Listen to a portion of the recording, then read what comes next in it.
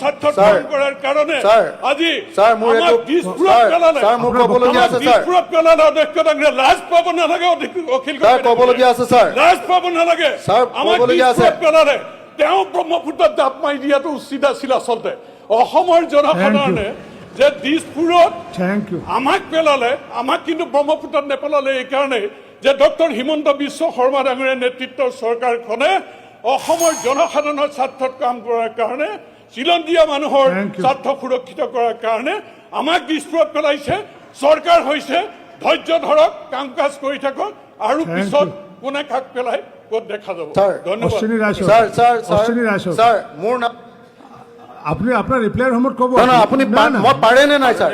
আপোনাক মই স্যাৰ অলপ আগতে ৰিপ্লাইৰ সময়ত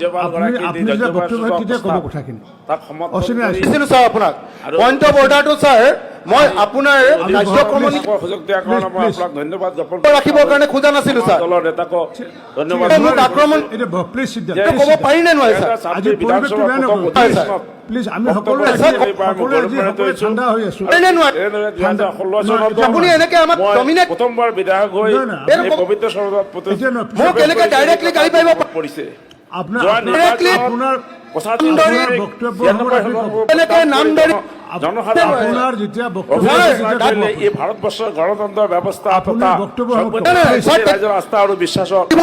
আপোনাৰ হৈছে সময়টো কাটি দিম কিন্তু নেতৃত্বত প্ৰগতি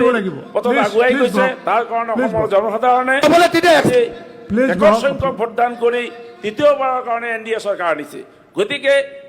আজিৰ অসমৰ ৰাজনীতিত এটা নতুন ধাৰা প্ৰৱৰ্তন হৈছে ডেভেলপমেণ্টৰ ধাৰা